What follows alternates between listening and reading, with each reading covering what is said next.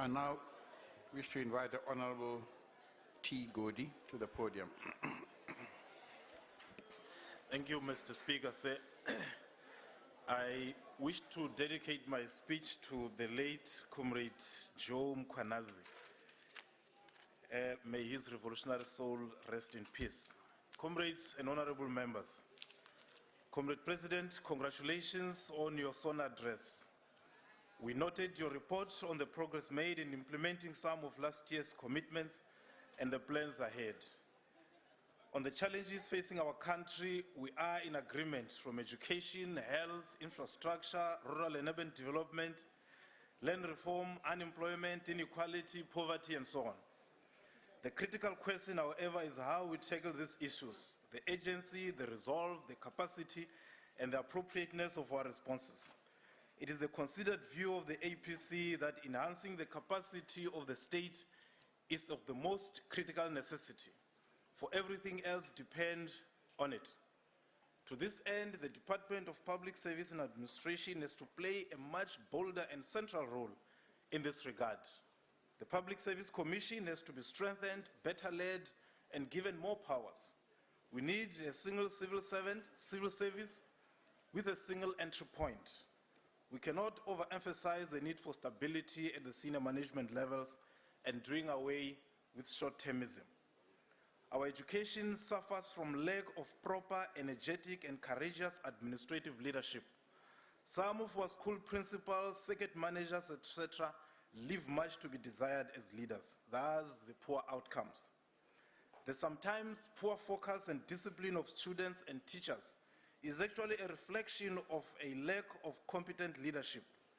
We need urgent intervention, a bold performance management system to weed out the unfit from office.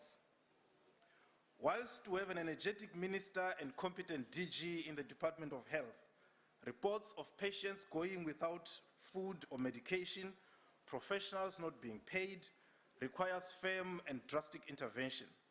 This kind of thing should be considered intolerable, deserving a harsh sanction against managers.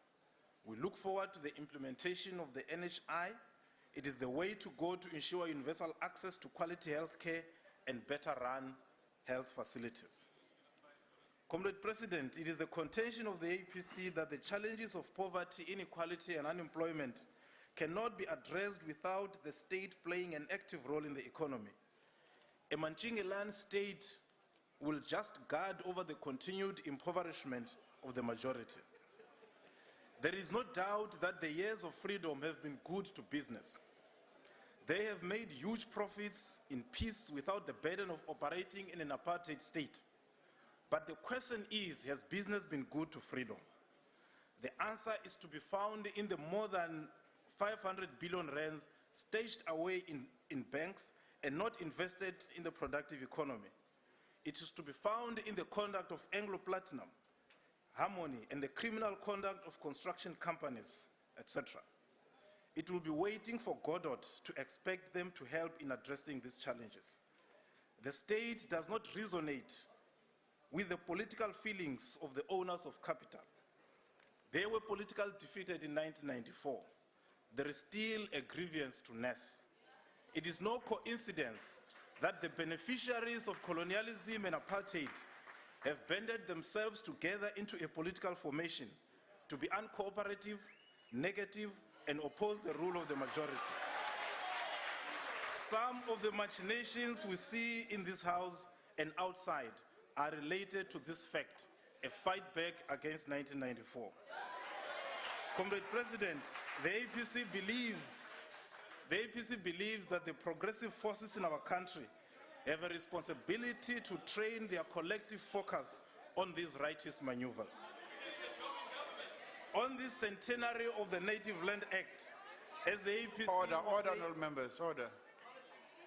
On this centenary of the Native Land Act, as the APC, we say, let's cast aside tentativeness. Let's move forward with boldness to end this century of untold suffering and national humiliation. The Native Land Act was a response of the settler government to the calls by its constituency. Let us now respond to the cries of our people as their representatives. The land of the African people must be returned to its historical and rightful owners. Lastly, the APC salutes our founding fathers for setting the Organization of African Unity half a century ago to strengthen the bonds of African solidarity and fight for the decolonization of Africa. We want peace, development, and integration in Africa to improve the lives of our people. I thank you.